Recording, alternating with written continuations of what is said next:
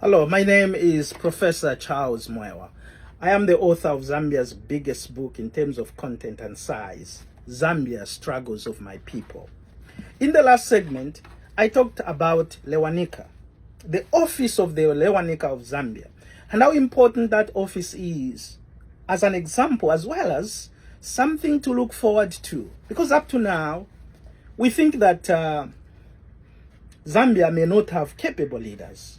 But actually, Zambia has capable leaders. It's blessed with good leaders and can have capable leaders, like we saw in Lewanika.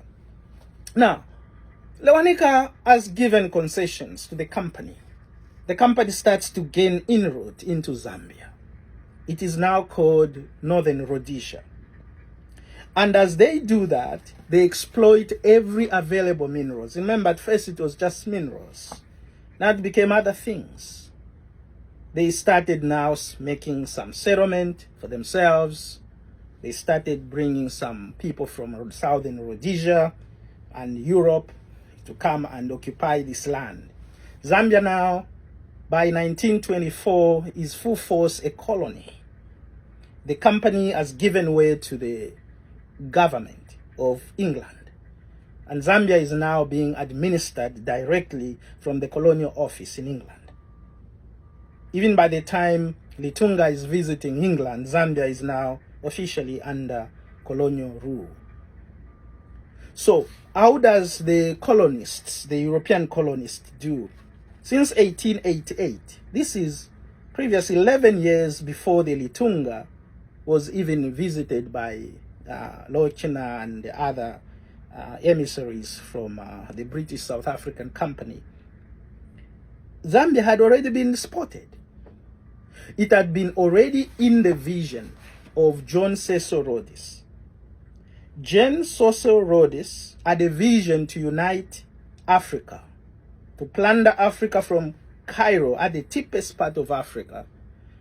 From Cape Town at the deepest part of Africa to Cairo, the capital city of Egypt, at the very northernmost point of Africa. And this route passed directly across Zambia. Of course, it did not achieve that vision. But of course, in the process to begin that vision, he had discovered so many beautiful things in other countries, including Zambia. That's why in Lusaka, there is a road known as Cairo Road. It is all colonial in nature. That's a colonial name in honor of John Cecil Rhodes, who wanted to connect Cape and Cairo. Now, do I say that because it's a colonial name, we need to change the name Cairo Road? That's up to the political echelons of the nation. But if I were the leader of Zambia, I would probably change that name, because it is not in the good spirits. It's not in line with what was plundered in Zambia. That name is a depiction of how our people were brutally utilized, abused, and even sometimes killed in the mines. We cannot get the vision of John Cecil Rhodes and honor it in any way or the other. Even the treaties that John Cecil Rhodes' emissaries signed in Northern Rhodesia, they were not based on good faith. There were a lot of lies and innuendos.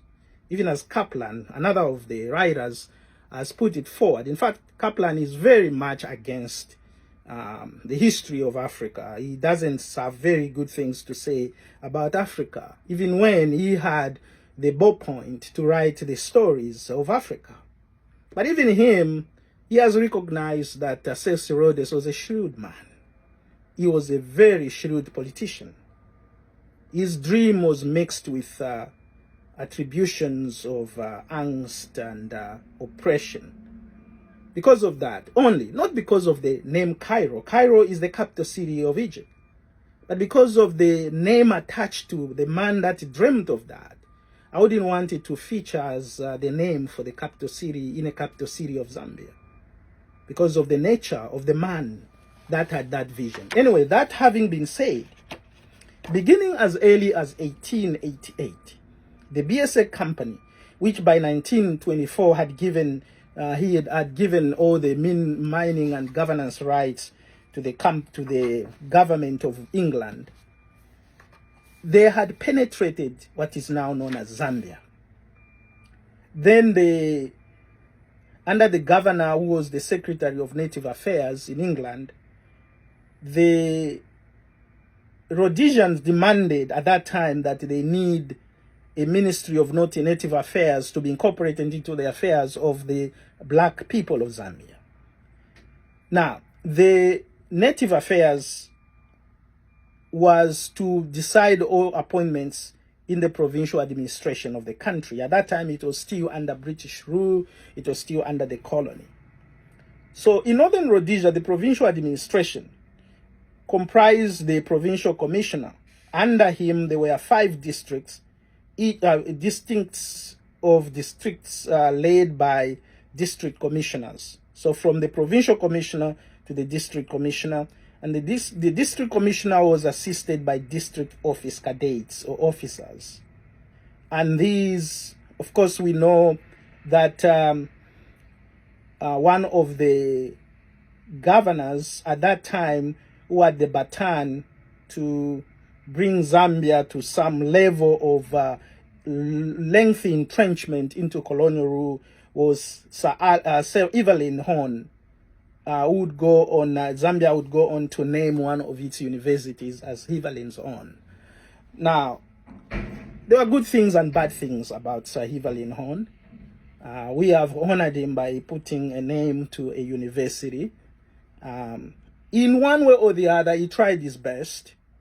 And when Zambia was gaining independence towards the end of 1963, which was the ending of the Rhodesian Nyansaland Federation, until when they gave the baton to the new African leaders that included Kenneth Kaunda and others.